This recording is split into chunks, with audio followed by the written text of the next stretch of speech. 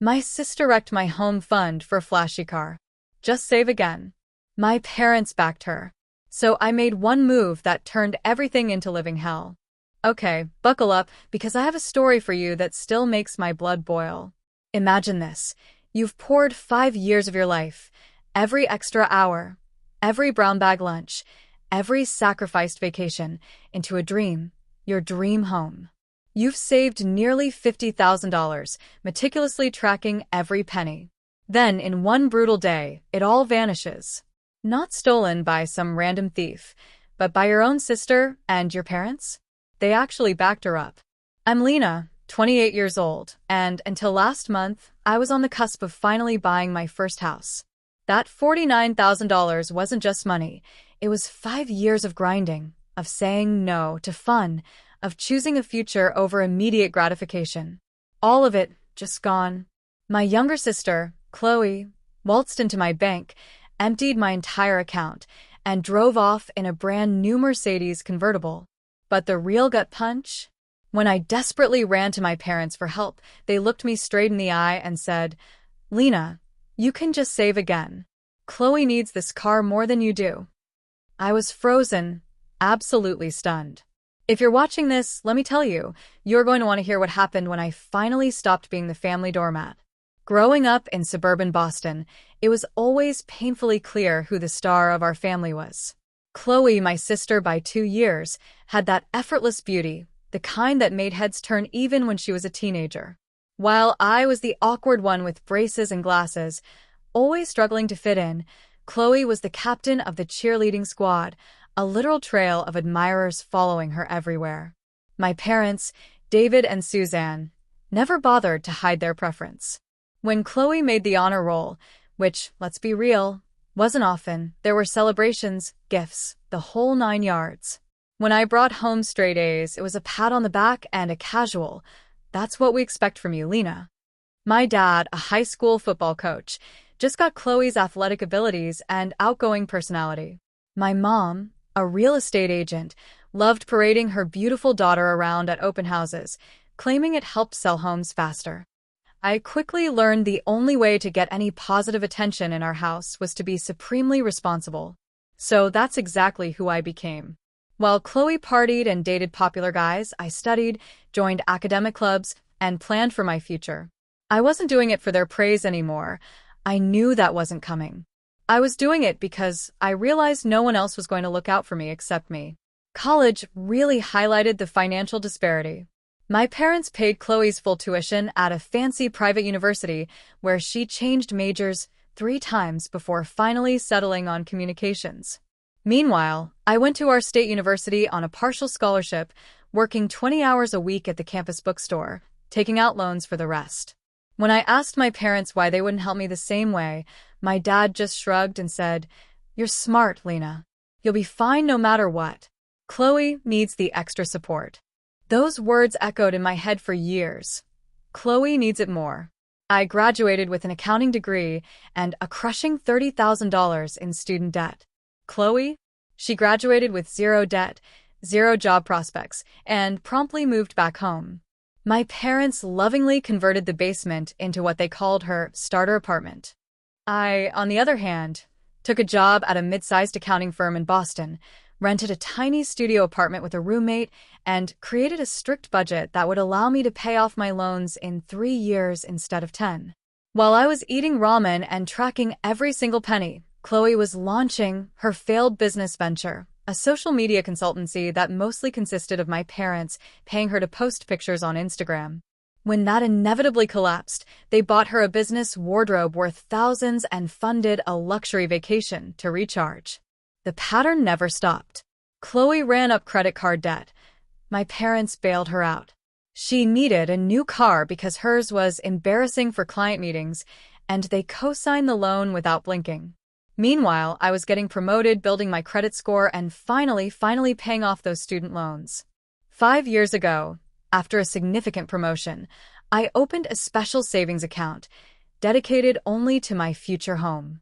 Every month, a portion of my paycheck automatically transferred into it. I tracked interest rates, researched first-time homebuyer programs, and calculated exactly how long it would take me to afford a down payment on a modest house. My Nana Rose was my only true ally in the family. Unlike my parents, she saw and appreciated my responsibility. "Your sister may get all the attention now," she'd tell me over tea, "but you're building something that will last." Financial independence is the greatest gift you can give yourself. She'd lived through the Depression and understood the value of self-reliance.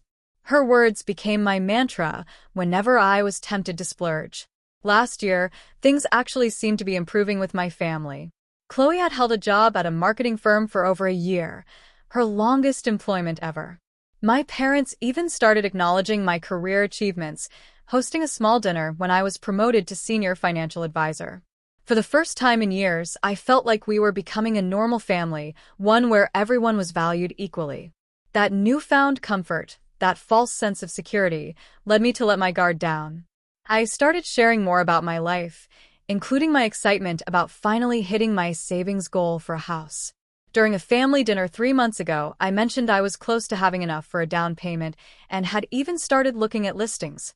"That's wonderful, honey," my mom said, sounding genuinely happy. My dad raised his glass in a toast. Even Chloe asked to see some of the houses I was considering. I showed them pictures of a charming, modest 3-bedroom home, explaining my plans to slowly renovate the outdated kitchen. They all seemed so supportive, offering suggestions, expressing excitement. For once, I felt truly seen and appreciated by my family. That moment of connection made what happened next all the more devastating.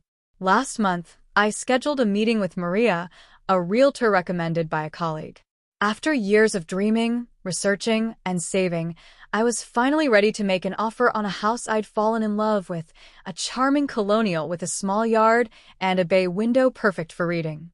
The night before our meeting, I decided to check my special savings account one last time, just to confirm the exact amount I had for the down payment. I remember every single detail of that moment. I was sitting at my kitchen table, laptop open, a cup of chamomile tea steaming beside me. The room was quiet, except for the gentle hum of my refrigerator.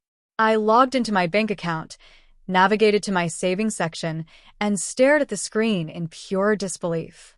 Where there should have been $49,872.33, the sum of 5 years of discipline, there was $1,742. My first thought was that I'd somehow logged into the wrong account. I logged out, then back in. Same number. I checked my other accounts, thinking maybe I'd transferred the money and forgotten. Nothing. My heart began to pound. My hands shook as I dialed the bank's customer service. "I need to report unauthorized activity on my account," I told the representative, my voice trembling. "Almost $50,000 is missing." She put me on hold, and those minutes felt like hours as I paced my small apartment, panic rising in my throat. When she returned, her response only confused me more. "Miss Thompson, I'm showing a withdrawal of $49,800 made 2 days ago at our downtown branch. It appears to be an authorized transaction. The withdrawal slip has your signature on it." "That's impossible," I insisted. "I haven't been to that branch in months, and I certainly didn't withdraw that money." After answering security questions and confirming my identity, the representative agreed to escalate the issue to the fraud department. They promised to review security footage and get back to me within 48 hours. In the meantime, I canceled my meeting with Maria and took the day off work, too distressed to focus. That afternoon, the fraud department called back with news that turned my confusion into absolute shock. "Miss Thompson, we've reviewed the footage. The person who made the withdrawal appears to be a young woman who presented your ID and knew all your information, including your mother's maiden name and the verbal password on your account." A sickening realization washed over me. There was only one person who could match that description and potentially have access to all that personal information. "Can you tell me where the money went?" I asked, already suspecting the answer. The funds were withdrawn as a cashier's check made payable to Luxury Motors of Boston. I hung up, heart racing, and immediately called Chloe. No answer. I texted her. "Need to talk to you, ASAP. It's an emergency." No response. I was about to drive to her apartment when I heard the distinctive sound of a luxury car engine outside my building. I looked out the window and saw Chloe parking a brand new white Mercedes convertible in the visitor's spot. She stepped out, sunglasses perched on her head, looking like she'd just won the lottery. When I confronted her in the parking lot, the words out of her mouth weren't an apology or explanation. Instead, she smiled broadly and said, "Isn't she gorgeous? I got such a good deal." "Chloe," I said, struggling to keep my voice steady, "did you take money from my savings account?" She just shrugged, running her hand along the sleek hood of the car. "Yeah, I needed it for the down payment. They wouldn't approve me for the full loan amount. That was my house fund." I cried, my voice rising despite my efforts to stay calm. 5 years of saving. How could you do this?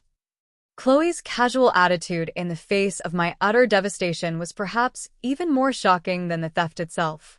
"Oh, don't be so dramatic, Lena. You can always save more money. You're good at that stuff.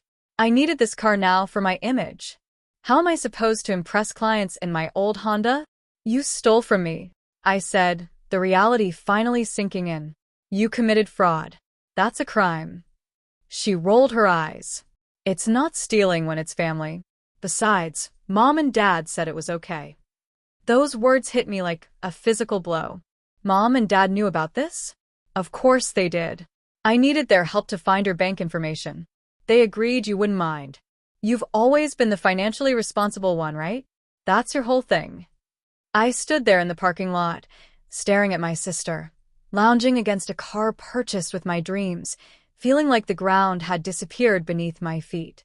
I drove to my parents' house in a daze, tears streaming down my face as I navigated the familiar route through the suburbs. The same streets I'd grown up on now seemed alien and hostile. How could they have done this? How could they have helped Chloe steal what they knew represented years of my hard work and sacrifice? Our family home, a comfortable 2-story colonial with blue shutters, had always been a place of mixed emotions for me. Today, as I pulled into the driveway behind my dad's Cadillac, it felt like I was walking into an ambush. It was Sunday afternoon, and as expected, both my parents were home. Mom was in the kitchen preparing their traditional Sunday roast, and Dad was watching golf in the living room. The familiar smell of pot roast and rosemary potatoes filled the air, a scent that had once meant comfort, but now made my stomach churn. "Lena, what a nice surprise," my mom said as I walked in, wiping her hands on her apron. Her smile faded when she saw my tear-stained face. "Honey, what's wrong?" My dad muted the TV and joined us. "You look upset, kiddo. What happened?" Their concerns seemed so genuine that for a fleeting moment, I wondered if Chloe had lied. Maybe they didn't know. Maybe this was all her doing, and they would be as outraged as I was. "Chloe emptied my house savings account," I said, watching their faces carefully. "She took nearly $50,000 and bought herself a Mercedes." The brief exchange of glances between them confirmed everything. They knew. What's more, the utter lack of shock or outrage told me Chloe had been telling the truth. They had helped her. "Now, Lena," my dad began, his voice taking on the placating tone he used when he thought I was overreacting. "I know you're upset, but try to see the bigger picture here." "The bigger picture?" I repeated, incredulous. "Dad, she stole from me. She committed fraud. She took 5 years of my savings." My mom stepped forward, placing a hand on my arm that I immediately shook off. "Sweetie, Chloe is going through a really rough time right now. After her breakup with Jake, she's been struggling with her self-esteem. This car is giving her the confidence boost she desperately needs." I couldn't believe what I was hearing. So, her confidence is worth more than my dreams? My hard work? My trust? "It's not like that," my father said, frowning. "Chloe needs this car for her career. How is she supposed to meet with high-profile clients driving that old Honda? This is an investment in her future." "And what about my future?" I asked, my voice breaking. "I was going to buy a house. I had an appointment with a realtor. I've been saving for 5 years. You've always been good with money, Lena," my mother said, as if that justified everything. You can save it again. You have a stable job, no debt. Chloe is still finding her way. Finding her way? She's 26 years old. When does she become responsible for herself? My father's expression hardened. That's enough, Abigail. Your sister needed help, and we, as a family, stepped up. You've always been the successful one. Would it kill you to make a sacrifice for once? The injustice of his words struck me speechless. Make a sacrifice? What did he think I'd been doing my entire life? Just then, the front door opened, and Chloe walked in, car keys dangling from her fingers. She'd changed into designer sunglasses and a new outfit that probably cost more than a month of my mortgage savings. Oh, good. You're all here, she said, seemingly oblivious to the tension. Mom, can you help me set up the insurance for the new car? The dealer said I need to do it by tomorrow. I stared at her in disbelief. Are you serious right now? You steal my money and then waltz in here asking for more help.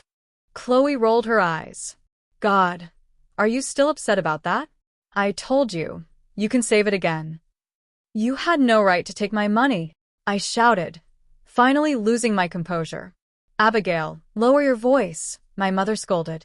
The neighbors will hear you. I don't care who hears me. I want my money back, Chloe. All of it. Now. Chloe laughed. Well, that's not going to happen. The car is already registered in my name. Besides, Mom and Dad agree. I needed it more than you need some house. I turned to my parents, hoping against hope that they would correct her, that they would take my side just this once. Instead, my father put his arm around Chloe's shoulders protectively. Lena, you're being selfish, he said. Family helps family. Your sister needed this and you have the means to recover. Why are you making such a big deal out of it? Because it's theft, I cried. Because it's my money that I worked for. Because you've always favored her, and this time, you've gone too far. That's ridiculous, my mother snapped. We've never played favorites. Chloe smirked. Maybe they just love me more because I'm not obsessed with money and material things like you are, Lena.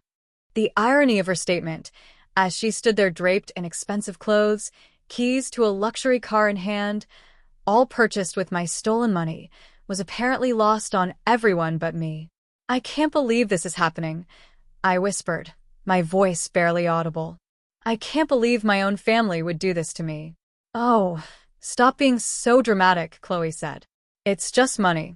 Just money, just 5 years of sacrifices, just the dream I'd been working toward since college. Just my trust and faith in my family, shattered beyond repair. I looked at the three of them standing together, a united front against me as it had always been, and realized there was nothing more to say. I turned and walked out the door, my mother calling after me that I was overreacting, that I should come back and discuss this rationally. I got into my car and drove away from my childhood home, tears blurring my visions so badly that I had to pull over a few blocks away. Sitting there in the quiet, stifling interior of my car, I felt more alone than I ever had in my life. As I sat there, struggling to breathe through my tears, a memory surfaced. Nana Rose, my grandmother, sitting with me on her porch swing when I was 16. I'd just been passed over for a leadership position in the school newspaper in favor of Chloe, despite having more experience and better qualifications. Family is important, Lena, Nana had said, her weathered hand patting mine. But there comes a point when you have to establish boundaries, even with those you love. Some people will take, and take until there's nothing left of you if you let them. At 16, I hadn't fully